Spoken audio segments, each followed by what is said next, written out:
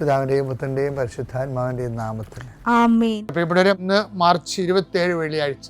അമ്മേ പരിശുദ്ധ അമ്മേ, അമ്മേ പരിശുദ്ധ ദൈവമാതാവേ, കൃപാസനത്തിലൂടെ ഞങ്ങൾക്കും ഞങ്ങളുടെ ദേശത്തിനും അമ്മ മധ്യസ്ഥം തേടി തന്ന എല്ലാ അനുഗ്രഹങ്ങൾക്കും കൃപകൾക്കും ഞങ്ങളിപ്പോൾ ഹൃദയം നിറഞ്ഞ നന്ദി പറയുന്നു.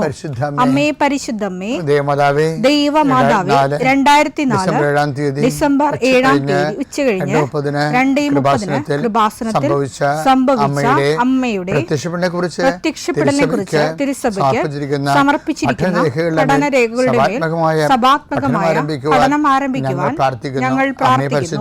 അമ്മേ പരിശുദ്ധമേ, ഭൂസ്വർലോകങ്ങളുടെ രാജ്ഞിയായ അങ്ങേയ്ക്ക് ഭൗമസംരക്ഷണത്തിനായി പ്രപഞ്ചപ്രകൃതിയെ തന്നെ തിരുസഭ പ്രതിഷ്ഠിക്കുവാൻ ഈ പ്രത്യക്ഷീകരണം വഴി ഇടയാക്കണമേ. പരിശുദ്ധമേ, ജപമാല മാതാവേ, സകല കൃപാസനം പ്രാർത്ഥനയോടും ചേർത്ത് ഞങ്ങളിപ്പോൾ പ്രാർത്ഥിക്കുന്ന ഈ കുടുംബത്തിന്റെ പ്രത്യേക നിയോഗം പറ മക്കളെ.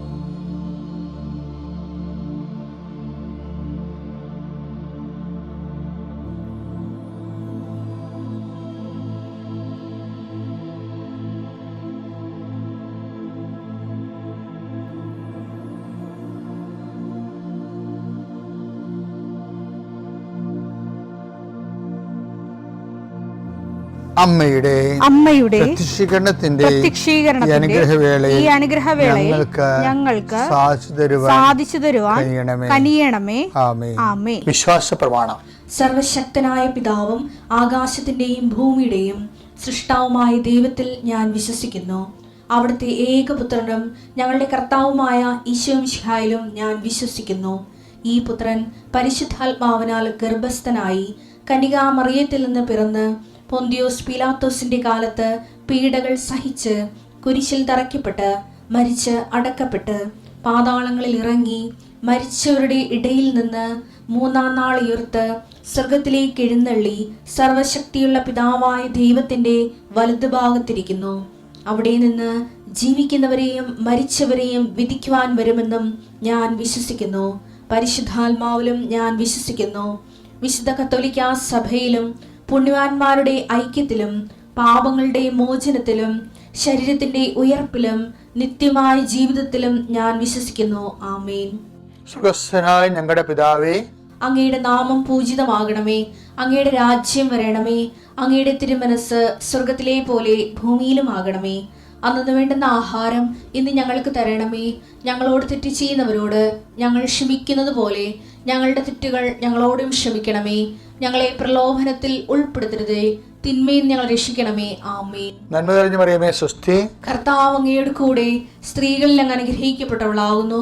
അങ്ങയുടെ ഉദരത്തിൻ ഫലമായി ഈശോ അനുഗ്രഹിക്കപ്പെട്ടവനാകുന്നു. പരിശുദ്ധ മറിയമേ, തമ്പുരാന്റെ അമ്മേ, പാപികളായ ഞങ്ങൾക്ക് വേണ്ടി ഇപ്പോഴും ഞങ്ങളുടെ മരണസമയത്തും തമ്പുരാനോട് അപേക്ഷിക്കണമേ. ആമേൻ. കർത്താവേ, നിന്റെ ഉന്നതമായ നാമത്തിന് സ്തോത്രം ചെയ്യും. കർത്താവേ, നിന്റെ വിശുദ്ധ പൗരോഹിത്യത്തെ മഹത്വപ്പെടുത്തണമേ. കർത്താവെ, സഭയിലുള്ള സാന്നിധ്യം പ്രകടമാക്കണമേ. 40 വർഷം ഞാൻ അർപ്പിച്ച കൃപാന്റെ യുഗതിയാണ്. കൃപാസ്ഥാനത്താറെ ജീവനോടെ പ്രത്യക്ഷപ്പെട്ട മാതാവിൻ്റെ മാധ്യസ്ഥ രോഗികൾ, പീഡിതരെ, മാനസിക സംഘർഷം അനുഭവിക്കുന്നവർ, ഡിപ്രഷൻ അനുഭവിക്കുന്നവർ, മരുന്ന് കഴിച്ചിട്ട് ഉറക്കം മൂടുകയും ശരീരം തൂക്കം വെക്കുകയും ചെയ്യുന്നതല്ലാതെ പ്രത്യേകിച്ച് പ്രയോജനമൊന്നും ഇല്ലാതെ ഡിപ്രഷൻ കൊണ്ട് വേദനിച്ച് ജീവിക്കുന്ന ആൾക്കാർ, കർത്താവേ, നീ അവരെ തൊടണമെന്ന് പ്രാർത്ഥിക്കുന്നു. ഓട്ടിസം കുഞ്ഞുങ്ങൾ, ഹൈപ്പർ ആക്ടിവിറ്റി കുഞ്ഞുങ്ങൾ, അവിടെ മാതാപിതാക്കന്മാരെ മനസ്സ് കെട്ടുപോയവർ, തകർച്ച സങ്കടം കൊണ്ട് അവർക്ക് ജീവിക്കാൻ പറ്റാത്തവർ, ജീവിക്കാൻ വേണ്ടി ജീവിതത്തോട് മൽപ്പിടുത്തം നടത്തുന്നവർ, മരുന്ന് കഴിച്ചിട്ടും രോഗം സുഖമാക്കാതെയും രോഗം പൊറുക്കാതെയും ഇരിക്കുന്നവർ, എൻ്റെ കർത്താവിന് ഉന്നതമായ നാമത്തിൽ, സഭയുടെ അധികാരത്തിൽ, കുരിശിൻ്റെ അടയാളത്തിൽ, ദൈവശക്തിയാൽ നിനക്ക് ദൈവസന്ധിപ്പും സൗഖ്യം ലഭിക്കട്ടെ. പിതാവും പുത്രനും പരിശുദ്ധാത്മാവായ സർവ്വേശ്വര എന്നേക്കും ആമേൻ. എൻ്റെ പ്രിയപ്പെട്ടവരെ, ദൈവപരിപാലന വിശ്വസിക്കുന്നവരെ ഡെസ്പാകേണ്ട കാര്യമില്ല, ആശങ്കപ്പെടേണ്ട കാര്യമില്ല. പക്ഷേ ആശങ്കപ്പെടുന്ന സ്വഭാവമാണ് എല്ലാവരുടേതും. ഇതിനെ അതിലംഘിക്കുന്നതിന് ആണ് ബൈബിളിലെ അഭിഷേകം എന്നൊരു പ്രത്യേക ഈ അനുഗ്രഹത്തിനേക്കാൾ മുകളിലുള്ള ഒരു സംഭവമാണ്, ഒരു ദൈവ ഇടപെടലാണ് അഭിഷേകം എന്ന് പറയുന്നത്. അഭിഷേകം പലപ്പോഴും വരണത് നെഗറ്റീവ് ഫീൽഡിലാണ് എപ്പോഴും അഭിഷേകം വേണ്ടി വരണത്. നെഗറ്റീവ്, ഇപ്പം നമുക്ക് എല്ലാ ജീവിതത്തിൻ്റെ നെഗറ്റീവ് സൈഡില്ലേ, അതിനെ അഭിമുഖീകരിക്കുന്നതാണ് നമുക്ക് അഭിഷേകം വേണ്ടി വരണത്. ഇപ്പം ജോലി കിട്ടുമ്പോൾ അത് അനുഗ്രഹമാണ്. പക്ഷെ അനുഗ്രഹം കിട്ടുന്ന ഒരു വരെ നമ്മൾ വിലയും കൂലിയും ഇല്ലാതെ പലയിടത്തും കൊച്ചാക്കപ്പെട്ടും ആരും അല്ലാതെ ആയി നമ്മളെ ഗണിച്ചും വീട്ടിലോട് പോലും നമുക്ക് വിലയില്ലാണ്ടാകുന്ന വരുമാനം ഇല്ലാത്ത അവസ്ഥ ഒക്കെ ഉണ്ടാകത്തില്ലേ. അപ്പോൾ ആ ഒരു സിറ്റുവേഷനിലാണ് നമുക്ക് ഒരു അഭിഷേകം വേണ്ടത്. പണ്ടൊരു തകച്ചുദാരൻ എൻ്റെ അടുത്ത് വരുമായിരുന്നു. അപ്പോൾ അങ്ങേര് സസ്പെൻഡാകാൻ കാരണം ഇദ്ദേഹം ഈ നേരെ പോന്നൊക്കെ പറയുന്നത് അതുപോലൊരു ടൈപ്പാണ്. ഫ്ലെക്സിബിൾ അല്ല ആൾ. പുള്ളി ഇപ്പോൾ സമരമൊക്കെ ഉണ്ടെങ്കിൽ പുള്ളി പറയും യൂണിയൻകാരല്ല എനിക്ക് ശമ്പളം തന്നത്, സർക്കാരാണ് എനിക്ക് ശമ്പളം തന്നത്, അതുകൊണ്ട് ഞാൻ എൻ്റെ ജോലി ചെയ്യുമെന്നും പറഞ്ഞുകൊണ്ട് അദ്ദേഹം ജോലി ചെയ്യാൻ വരും. ഇത് കുറേക്കാരെ കൂടി കഴിഞ്ഞപ്പോൾ യൂണിയൻകാരുടെ കണ്ണിലിങ്ങനൊരു കരടായി. ഇങ്ങനെയുള്ളവരൊക്കെ നമുക്കറിയാമല്ലോ, അവർക്കൊക്കെ പ്രത്യേക മരുന്ന് യൂണിയൻകാരുടെ കയ്യിലുണ്ട്. പെട്ടെന്ന് ഒരു വിജിലൻസ് അന്വേഷണവും അദ്ദേഹത്തിൻ്റെ കണക്കും രജിസ്റ്ററും അദ്ദേഹത്തിൻ്റെ പ്രൊസീജിയറും എല്ലാം പിടിച്ചെടുത്ത് ഓൺ ദി സ്പോട്ടിൽ അതിൻ്റെ അകത്ത് മിസ്റ്റേക്ക് എല്ലാം കണ്ടെത്തി, മിസ്റ്റേക്ക് ഒക്കെ ഉണ്ടാക്കിയെടുത്ത് ഫാബ്രിക്കേറ്റഡ് ആണ് അതില്ല കണ്ടെത്തി സ്പോട്ടിൽ സസ്പെൻഡായി കഴിയുമ്പോൾ ഇദ്ദേഹത്തിന് ഭയങ്കര ഒരു ഞാനിങ്ങനെ നീതിയോടെയൊക്കെയാണ് ജീവിക്കണത്, സത്യത്തോടെയാണല്ലോ ജീവിക്കണത്, എന്നിട്ടും എനിക്ക് സസ്പെൻഷൻ വന്നല്ലോ. അപ്പോൾ അതിൻ്റെ നെഗറ്റീവ് ചിന്തിച്ച് കഴിഞ്ഞിട്ട് ഇങ്ങനെ പ്രാർത്ഥിച്ചിട്ട് കാര്യമില്ല, ദൈവത്തിന് വിശ്വസിച്ചിട്ട് കാര്യമില്ല എന്നൊക്കെ ചില ആൾക്കാർ ചിന്തിച്ചു പോകും. അങ്ങനെ ചിന്തിച്ചു പോകേണ്ട കാര്യം സംരക്ഷണം ഇല്ലാത്തതുകൊണ്ടാണ്. സംരക്ഷണം ഇല്ലാത്തവർ, ദൈവസംരക്ഷണം ഇല്ലാത്തവർ ഇത് ഇങ്ങനെ എങ്കിലും മനുഷ്യൻ സത്യവും നീതിയും ചെയ്തിട്ടും പിന്നെ മനുഷ്യന് പണി കിട്ടിയല്ലോ, അതുകൊണ്ട് ഇനിയിപ്പോൾ പ്രാർത്ഥിച്ചിട്ട് കാര്യമില്ലെന്ന് പറഞ്ഞുകൊണ്ട് ഒരു വിഭാഗം അങ്ങനെ ആ രീതി പോകും. ഇയാൾക്ക് അങ്ങനെയുള്ള പോക്കുകളൊന്നുമില്ല. ഇയാൾക്ക് ജസ്റ്റ് ഞായറാഴ്ച കുർബാനയൊക്കെ ഉള്ള ഒരാളാണ്. പക്ഷെ ഞായറാഴ്ച കുർബാന കൊണ്ട് കുടുംബ പ്രാർത്ഥനയൊക്കെ ഉള്ള ആളാണ്. ഒരു നോമിനലായിട്ടുള്ള കാര്യങ്ങളൊക്കെ ചെയ്യുന്ന ഒരാളാണ്. അപ്പോൾ അതിൻ്റെ എക്സ്ട്രാ ഒന്നും ചെയ്യത്തില്ല പുള്ളി. ബൈബിളിൻ്റെ ഏറ്റവും വലിയ പ്രോബ്ലം എന്ന് പറയുന്നത് എക്സ്ട്രാ കൊണ്ട് പലപ്പോഴും പല കാര്യങ്ങളും നമുക്ക് ചെയ്യാൻ പറ്റത്തില്ല. ഒക്കെ ഡേ ടു ഡേ ജീവിതത്തിലെ നമ്മൾക്ക് ഒരു നോർമലായിട്ട് ലൈഫ് പോകണമെന്ന് വിചാരിച്ചു. നിങ്ങൾക്ക് ജോലിയുണ്ട്, കാശ് കിട്ടണമുണ്ട്, കുഞ്ഞുങ്ങൾ പഠിക്കുന്നുണ്ട്, അവർക്ക് നല്ല മാർക്ക് കിട്ടുന്നുണ്ട്, നിങ്ങളുടെ മക്കളെ കെട്ടിക്കുന്നുണ്ട്, അല്ലെങ്കിൽ നിങ്ങൾക്ക് ജോലി നിങ്ങളുടെ കാര്യങ്ങളെല്ലാം ചെയ്യുന്നുണ്ട്, ഒക്കെ നിങ്ങൾ വലിയ കുഴപ്പമില്ലാതെ പോകണമെന്ന് വിചാരിച്ചു. കുഴപ്പമില്ലാതെ പോരുമ്പോൾ നിങ്ങളോർക്കും ഞാൻ മതപരമായ കാര്യങ്ങൾ ദൈവത്തെ വിശ്വസിക്കുന്നുണ്ട്, ഞായറാഴ്ച ദേവാലയത്തിൽ പോകുന്നുണ്ട്, ഞങ്ങളുടെ വീട്ടിൽ കൂടെ പ്രാർത്ഥന ഉണ്ട്, ഓക്കെയാണ്.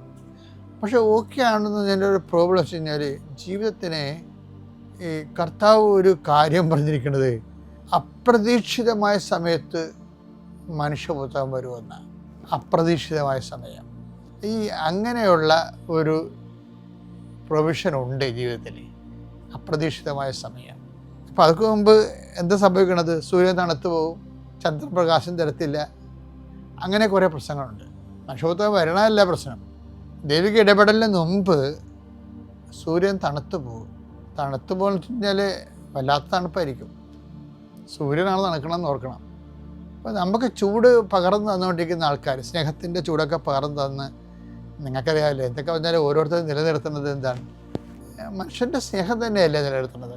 സൂര്യൻ തണുത്ത് പോകുമെന്ന് പറഞ്ഞു കഴിഞ്ഞാൽ തന്നെ സ്നേഹിച്ച് ഭാര്യയെ വീട്ടിലോട്ട് പോയി കഴിഞ്ഞാൽ സൂര്യൻ തണുത്ത്, നിങ്ങളുടെ സ്നേഹത്തിൻ്റെ ചൂട് തീർന്ന്. ചന്ദ്രൻ പ്രകാശം തരത്തില്ലെന്ന് പറഞ്ഞതിൻ്റെ അർത്ഥം എന്താ? എൻ്റെ മക്കൾ നിങ്ങളെ അംഗീകരിക്കണില്ല. ഈ സഹസ്രധാരണ ഇപ്പം അങ്ങനെ ഒരു പ്രശ്നം വന്നിരിക്കണേ. എന്ന് വെച്ച് കഴിഞ്ഞാൽ വരുമാനമില്ലല്ലേ ഇപ്പോൾ. അപ്പം മകള് പറഞ്ഞ് സുവോളജിയാണ് അവള് പറഞ്ഞ് സ്റ്റഡി ടൂറിന് പോകണമെന്ന് അമ്മയോട് പറഞ്ഞു. എല്ലാം അമ്മയോട് പറഞ്ഞു. അപ്പം അമ്മ അത് തക്കം നോക്കി ഇരിക്കുകയായിരുന്നു. കാര്യം അപ്പനെന്ന് പറഞ്ഞാൽ കൈക്കൂലൊന്നും മേടിക്കാത്ത ആൾ, കിമ്പളമൊന്നുമില്ല. അപ്പം വൈഫ് അങ്ങനെ ആ ടൈപ്പല്ല. കാര്യം വെച്ചാൽ വൈഫിന് ഇയാളുടെ പുച്ഛമാണ്. പുച്ഛത്തെ കാര്യം ഈ വൈഫിൻ്റെ അനിയത്തി ഒരു എക്സൈസുകാരനെ കല്യാണം കഴിച്ചിരിക്കണേ. അപ്പോൾ അവർക്ക് കിമ്പളം കുറെ കിട്ടണുണ്ട്. അതുകൊണ്ട് അവർക്ക് കാറുണ്ട്, മക്കളായിട്ട് ഉല്ലാസയാത്ര ഉണ്ട്, പിന്നെ ശനിയാഴ്ച ഔട്ടിംഗ് ഉണ്ട്, പുറത്ത് ഭക്ഷണം കഴിക്കലുണ്ട്, കുറേ പരിപാടിയൊക്കെ ഉണ്ട്. ഇവിടെ ഇതൊന്നും ഇല്ല. അത് കാരണം ആണെന്ന് പറഞ്ഞത് വൈഫിൻ്റെ അനിയത്തിൻ്റെ ഹസ്ബൻഡാണെന്നും പറഞ്ഞാണ് ഈ വൈഫ് ഇയാളെ കുറ്റപ്പെടുത്തുന്നത്. പണ്ട് കുറ്റപ്പെടുത്തുകയാണ്. ഇപ്പം എന്താ പ്രശ്നം എന്ന് വെച്ചാൽ ഇപ്പം ജോലിയില്ല. അപ്പോഴേ വൈഫിന് ഹസ്ബൻഡിനെ അടിക്കാൻ്റെ വടി കിട്ടിയിരിക്കണം. എന്താണ് കാര്യം? മകൾ വന്നിപ്പോൾ ചോദിക്കണം എന്താണ് സുവോളജി സ്റ്റഡി ടൂറിന് പോകണമെന്ന്. അപ്പോൾ എപ്പോഴും അമ്മ കാശ് കൊടുക്കും. ഇപ്പം എന്താ വെച്ച് കഴിഞ്ഞാൽ കാശിന് കാശ് വേണ്ടേ, ചിരിച്ച് കാണിച്ചാൽ മതിയാന്ന് ചോദിക്കണേന് അങ്ങനെ ഒരു പാഠം പഠിപ്പിക്കാൻ പുതിയ സിലബസിന് മകളെ ഒരു ടീച്ചിങ് എയ്ഡായിട്ട് എടുത്തിട്ട് ഈ സാറിൻ്റെ അടുത്ത് പറഞ്ഞ് അപ്പൻ്റെ അടുത്ത് പറഞ്ഞു വിടും. അപ്പനോട് ചോദിക്കും എന്ന് പറയും. അപ്പോൾ അവൾ പറയും അപ്പ സ്റ്റഡി ടൂറാണ് 3000 രൂപ വേണമെന്ന് പറയും. അപ്പം പറയും എടി മകളെ ശമ്പളം പെൻഡിങ് ആണ്, അച്ഛനെ കിട്ടുമ്പോൾ തരാം, നീ അമ്മയോട് ആരോടും മേടിക്കാൻ പറയും. ഉടനെ ഇവള് മുന്തേം കരിക്കൊണ്ട് പോകും. അതാണ് ഞാൻ പറഞ്ഞത്, സൂര്യൻ തണുത്ത്. മത്തായിയുടെ സുവിശേഷത്തിൽ 24-ാം അധ്യായം 29-ാം വാക്യം. അക്കാലത്തെ പീഡനങ്ങൾക്ക് ശേഷം പൊടുന്നനെ സൂര്യൻ ഇരുണ്ടുപോകും. പൊടുന്നനെയാണ്. ഇതാണ് സംഭവം. പൊടുന്നനെ എന്നുള്ള വാക്ക് നിങ്ങൾ മനസ്സിൽ കരുതണം. ചില സമയത്ത് അപ്രതീക്ഷിതമായി. അപ്പം അതിൻ്റെ വാക്കിൻ്റെ മെയിൻ സംഭവം പൊടുന്നനെയാണ് കേട്ടോ. നിങ്ങൾ പറയും ഞങ്ങൾ സമയത്ത് ഞങ്ങൾ പ്രാർത്ഥിക്കുന്നുണ്ട്, ഞങ്ങൾ പള്ളിയിൽ പോകുന്നുണ്ട്, കുടുംബ പ്രാർത്ഥന നടത്തുന്നുണ്ട്, ഞങ്ങൾ വിശ്വാസം ഞങ്ങൾക്കുണ്ട്, ഞങ്ങൾ എൻ്റെ വലിയ ആന കാര്യം ചെയ്യണമെന്ന്. പക്ഷേ ഈ നോർമൽ ലൈഫിന് കുഴപ്പമില്ല. ഈ പൊടുന്നനെ എന്നും സാധനം വരും ആകസ്മികമായി. സൂര്യൻ ഇരുണ്ടു പോകും. പൊരുന്നനെ പുള്ളിക്ക് ഇപ്പം തഹസിൽദാറിൻ്റെ സൂര്യൻ ഇരുണ്ടില്ലേ, വൈഫ് സമരത്തിലായി, സ്നേഹത്തിൻ്റെ ചൂടൊന്നുമില്ല, തണുത്തു. ചന്ദ്രൻ പ്രകാശം തരികയില്ല. മക്കള് അവർക്ക് സുവോളജിക്ക് പൈസ കിട്ടാതെ വന്നപ്പോൾ ടൂർ വന്നപ്പോൾ അവള് ഇത്രയും നാള് സഹായിച്ച അപ്പൻ ഇന്ന് അപ്പനല്ലാതെ. ഇതെല്ലാം ഇത്രയും നിങ്ങൾ ഓർക്കണം കേട്ടോ. ആൾക്കാരെ കുറിച്ചൊക്കെ നിങ്ങൾക്ക് എപ്പോഴും ധാരണ ഉണ്ടാകണം. നിങ്ങൾ സങ്കടപ്പെടുകയൊന്നും വേണ്ട. ഞങ്ങൾ സങ്കടമില്ലാതൊക്കെ പോകണം. എന്തുകൊണ്ടാ പല വിഷയങ്ങളുണ്ടായിട്ടും ഞാനാണെങ്കിൽ ഒരു മനുഷ്യരോട് പറയരുത്. എന്താ കാര്യം? പറയാൻ ആളുള്ളതുകൊണ്ടാണ്. അതാണ് വിഷയം. കേൾക്കാനും പറയാൻ ആളുണ്ട്. അമ്മയും ഈശോയും ഉള്ളതാണ്. അത് എപ്പോഴും നമ്മൾ ശ്രദ്ധിച്ചേക്കണം. ദൈവത്തിനേക്കാൾ പ്രാധാന്യം ഒരു മനുഷ്യനെയും കൊടുക്കരുത്. കാര്യം അവസാനം കഴിയുമ്പോൾ വരെ കർത്താവ് മാത്രമേ ഉണ്ടാകത്തുള്ളൂ. ഇപ്പം എന്താ സംഭവിച്ചെന്നറിയാവോ? ഇപ്പം ഇതെല്ലാം കഴിഞ്ഞപ്പോഴാണ് അപ്പം ഞാൻ പറഞ്ഞു, എൻ്റെ അടുത്ത് വന്ന് സങ്കടപ്പെട്ടു. അമ്മ സങ്കടപ്പെടേണ്ട, കർത്താവ് പറഞ്ഞിട്ടില്ലേ വിശിഷ്യ നിങ്ങൾ എന്താണ് ചെയ്യണമെന്ന്. അത് ഭയങ്കര ബൈബിളിൽ ഏറ്റവും രസകരമായൊരു സംഭവമാണിത്. ഇതിന് താക്കോലാണ്. ഇത് വെച്ച് നമുക്ക് കൊട്ടാരം തുറക്കാൻ പറ്റും. ദൈവാനുഗ്രഹത്തിൻ്റെ കൊട്ടാരമില്ല, അത് തുറക്കാൻ പറ്റിയൊരു താക്കോലാണിത്. എന്താണ്? 5:46. നിങ്ങളെ സ്നേഹിക്കുന്നവരെ നിങ്ങൾ സ്നേഹിച്ചാൽ നിങ്ങൾക്ക് എന്ത് പ്രതിഫലമാണ് ലഭിക്കുക? ചുങ്കക്കാർ പോലും അത് തന്നെ ചെയ്യുന്നില്ലേ? സഹോദരങ്ങളെ മാത്രമേ നിങ്ങൾ അഭിവാദനം ചെയ്യുന്നുള്ളൂവെങ്കിൽ വിശേഷവിധി എന്താണ് നിങ്ങൾ ചെയ്യുന്നത്? വിശേഷവിധിയായി എന്താണ് നിങ്ങൾ ചെയ്യുന്നത്? ഇതാരാ ചോദിക്കണമെന്ന് അറിയാവോ? കർത്താവാണ് ചോദിക്കണത്. അല്ല ഔസേപ്പിതാവൊന്നും അല്ല ചോദിക്കണത്, കർത്താവാണ് ചോദിക്കുന്നത്. ഇനി ചോദിക്കാൻ ആരുമില്ല. സുപ്രീം കോടതി ഫുൾ ബെഞ്ചിലാണ് സംഭവം വന്നിരിക്കുന്നത്. വിശേഷവിധിയായി എന്താണ് ചെയ്യണം? എൻ്റെ മക്കളെ, നമ്മൾ നോർമൽ ക്രിസ്ത്യൻസ് ആയിട്ടൊരു കഥയുമില്ല. നോർമൽ ലൈഫിന് ഓക്കെ. പക്ഷേ ഈ പൊടുന്നനെ നമ്മൾ സാധനം വരും. പൊടുന്നനെ എന്ന് പറയുമ്പോൾ അതിപ്പോൾ ഈ തഹസിൽദാറിന് സസ്പെൻഷൻ കിട്ടിയ പോലെയാണ്. പൊടുന്നനെ വന്നാണ്. പൊടുന്നനെ വരുമ്പോൾ അതിൻ്റെ കൂടെ കുറേ സാധനങ്ങൾ വരും. സൂര്യൻ തണുത്തു, ചന്ദ്രൻ പ്രകാശം തരത്തില്ല, നക്ഷത്രങ്ങൾ നിബന്ധിക്കുന്നൊക്കെ പറഞ്ഞിട്ടുണ്ട് ഇല്ലേ? നമ്മുടെ പ്രത്യാശ വരെ പോകും. നക്ഷത്രങ്ങൾ നിബന്ധിക്കും. നക്ഷത്രങ്ങൾ ആകാശത്തിൽ നിന്ന് നിബന്ധിക്കും. നമ്മുടെ പ്രത്യാശ, നമുക്ക് ലക്ഷ്യം വെച്ചിട്ട് നമ്മൾ പോണത്, ആ സാധനം ടപ്പേന്നും പറഞ്ഞ് താഴെ വീഴും. നക്ഷത്രങ്ങൾ നിബന്ധിക്കും. ആകാശ ശക്തികൾ ഇളകുകയും ചെയ്യും. അപ്പോഴാണ് ഈ മനുഷ്യപുത്രൻ വരണത്. അത് എനിക്കറിയാം, സഹസാറിന് അറിയത്തില്ലല്ല. നമ്മൾ സാറേ വിശേഷവിദ്യയായി. സാറിന് മുമ്പത്തേക്ക് സാറിപ്പോൾ നോർമൽ ക്രിസ്ത്യനായിട്ടാണ് പോയത്. സാറിന് അപ്ഗ്രേഡ് ചെയ്യാൻ ഈശോ ഉദ്ദേശിക്കുന്നു. അദ്ദേഹത്തിന് പണ്ട് പോലെയുള്ള പരിപാടിയാണ് അപ്ഗ്രേഡേഷൻ. അതുകൊണ്ടാണ് എപ്പോഴും അപ്ഗ്രേഡേഷൻ മുമ്പ് ടെസ്റ്റ് ഉണ്ടാവും. എപ്പോഴും ദൈവത്തിൻ്റെ രീതി അതാണ്, അപ്ഗ്രേഡ് ചെയ്യണ മുമ്പ്. ഇപ്പം നമുക്കുണ്ടല്ലോ പരീക്ഷകളൊക്കെ, 6ാം ക്ലാസ്സിൽ നിന്ന് 8ാം ക്ലാസ്സിലേക്ക് 7ാം ക്ലാസ്സിലേക്ക് വരുമ്പോൾ ഒരു പരീക്ഷയില്ലേ, അപ്ഗ്രഡേഷൻ്റെ ഭാഗമാണ് പരീക്ഷ. അതുകൊണ്ട് മരുഭൂമിയിൽ പരീക്ഷ കഴിഞ്ഞിട്ട് വന്നിട്ടാണ് അവൻ ആത്മാവ് ശക്തിപ്പെട്ടെന്നല്ലേ പറയണത്. അപ്പം ശക്തിപ്പെടുത്താനാണ് ശരിക്കും പറഞ്ഞാൽ ഈ പരീക്ഷകൾ വെച്ചിരിക്കുന്നത്. അപ്പം തഹസിൽദാറിന് ഇപ്പം മരുഭൂമിയുടെ കർത്താവിൻ്റെ മരുഭൂമി പരീക്ഷ കഴിയുമ്പോൾ എന്താ പറയണത്, അവൻ ആത്മാവ് ശക്തിയോടെ. ലുക്ക 4:14 യേശു ആത്മാവിന്റെ ശക്തിയോടുകൂടെ പരീക്ഷ കഴിഞ്ഞപ്പോൾ മരുഭൂമിയുടെ പരീക്ഷ കഴിഞ്ഞപ്പോൾ പിന്നെ എന്തോ സംഭവിക്കണത്, ആത്മാവിന്റെ ശക്തിയോടെ. അതാണ് ദൈവം ഉദ്ദേശിക്കുന്നത്. ഗലീലയിലേക്ക് മടങ്ങിപ്പോയി. അപ്പം എന്താ പ്രശ്നം വെച്ച് കഴിഞ്ഞാൽ ഈ നോർമൽ വേ ഓഫ് ലൈഫിൽ നിന്ന് അപ്ഗ്രേഡ് ചെയ്യണ മുമ്പ് ഇതുപോലെ ടെസ്റ്റ് വരും. ഇപ്പം തഹസിൽദാറിനോട് ടെസ്റ്റായിട്ട് മാത്രമേ ഞാൻ കരുതിയുള്ളൂ. ഞാൻ അപ്പം നിങ്ങൾ അപ്ഗ്രേഡ് ചെയ്യാൻ പറഞ്ഞു, നിങ്ങൾ ബിസിനസ് ചെയ്യാം, കുറേ എക്സ്ട്രാ ഹോം വർക്ക് ചെയ്യാൻ പറഞ്ഞു. അപ്പോൾ ഇത് കുറേ നാൾ മുമ്പുള്ള കഥയായത് കാരണം, സംഭവമായത് കാരണം പുള്ളിക്കാരൻ അന്ന് ചെയ്തതെന്ന് വെച്ചാൽ കുറേ ആൾക്കാരെ കളക്ട് ചെയ്ത് പിന്നെ എല്ലാ ശനിയാഴ്ച പുള്ളിക്കാരൻ തന്നെ ഒരു ധ്യാനകേന്ദ്രത്തിൽ പോയി ധ്യാനം കൂടി. എന്നിട്ട് തിരിച്ചു വന്നിട്ട് പിന്നെ ആൾക്കാരെ കളക്ട് ചെയ്ത് സസ്പെൻഷൻ കാലത്ത് പുള്ളി ചെയ്തിട്ടുണ്ടെന്ന് പറയുന്നത് ആൾക്കാരെ കളക്ട് ചെയ്ത് ധ്യാനത്തിന് കൊണ്ടുവരും. അതായത് പരിപാടി. ആ കാലങ്ങളിലെല്ലാം വൈഫും മക്കളും എല്ലാം പുള്ളിയെ സൂര്യൻ തണുത്തു പോവുകയും ചന്ദ്രൻ പ്രകാശം തരികാതിരിക്കുകയും നക്ഷത്രങ്ങൾ നിബന്ധിച്ചു പോകുന്ന കാലത്ത് കർത്താവ് നമ്മളെ കൈവിടത്തിലല്ല. എന്താ കാര്യം, കർത്താവിന് അങ്ങനെ ഒരു വാഗ്ദാനമുണ്ട്. അതിലെ ഈ ഉടമ്പടിയിൽ എല്ലാവരും കയറി വരുന്നതിൻ്റെ കാര്യം എന്താണ്? എന്താ കാര്യം? കർത്താവിൻ്റെ വാഗ്ദാനം എന്താണ്? I will not disown you at any cost. അത് കേൾക്കുമ്പോൾ എന്ത് ത്രില്ല. ഹെബ്രായ 13:5 ഞാൻ നിന്നെ ഒരു വിധത്തിലും അവഗണിക്കുകയോ ഉപേക്ഷിക്കുകയോ ഇല്ല എന്ന് അവിടുന്ന് പറഞ്ഞിട്ടുണ്ടല്ലോ. വൈഫും മകളും ഒക്കെ ഇപ്പൊ അവഗണിച്ചില്ലേ, പക്ഷെ കർത്താവ് നിന്നെ ഒരിക്കലും അവഗണിക്കത്തില്ല. ഇനിയിപ്പോൾ വൈഫുമാരെ മക്കളും കൂടി എൻ്റെ അടുത്തേക്ക് വരരുത്, മറിച്ച് ഭർത്താക്കന്മാരെ അവഗണിക്കേണ്ട കേസ് ഇതുമാത്രമാണ് ഉള്ളത്. ആരവഗണിച്ചാലും നിന്നെ അവഗണിക്കാത്ത കർത്താവിലേക്ക് കൂടുതൽ ആത്മബന്ധം പുലർത്താൻ വേണ്ടിയായിരിക്കും ഇതുപോലെയുള്ള. തഹസിൽദാർ ടൈം കഴിഞ്ഞപ്പോൾ ആ കേസ് കർത്താവ് തന്നെ ഏറ്റെടുത്ത് അത് മുഴുവൻ തള്ളിപ്പോയി തന്നെയല്ല, മുൻകാല പ്രാബല്യത്തോടെ അദ്ദേഹത്തിൻ്റെ ശമ്പളവും കിട്ടി, എല്ലാം കിട്ടി. പക്ഷേ എന്ത് കിട്ടി? അതിൻ്റെ കൂടെ കർത്താവിനെ കൂടെ കിട്ടി. അത്രയേ ഉള്ളൂ. ഒരു കുരിശ് കിട്ടുമ്പോൾ അതിൻ്റെ കർത്താവിനെ കിട്ടും. അതെപ്പോഴും ഓർത്തേക്കണം, ഒരു കുരിശിനെ കിട്ടിയാൽ നീ വിശ്വാസിയാണെങ്കിൽ അതിൻ്റെ കൂടെ കർത്താവിനെ കൂടെ കിട്ടും. അല്ല, നിങ്ങളെ കർത്താവിൻ്റെ കൂടെ കുരിശ് കിട്ടിയെന്ന് പറയരുത്, കുരിശിൻ്റെ കൂടെ കർത്താവിനെ കിട്ടിയെന്ന് പറയണം. Thank U.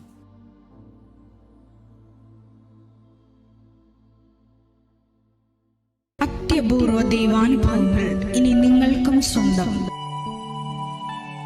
ഈ യൂട്യൂബ് ചാനൽ ഇതുവരെ സബ്സ്ക്രൈബ് ചെയ്തിട്ടില്ലെങ്കിൽ ഇപ്പോൾ തന്നെ സബ്സ്ക്രൈബ് ചെയ്യുക. ഈ വീഡിയോ ഇപ്പോൾ തന്നെ നിങ്ങളുടെ സുഹൃത്തുക്കൾക്ക് ഷെയർ ചെയ്തുകൊണ്ട് കർത്താവിൻ്റെ പ്രേക്ഷിതരാകുക.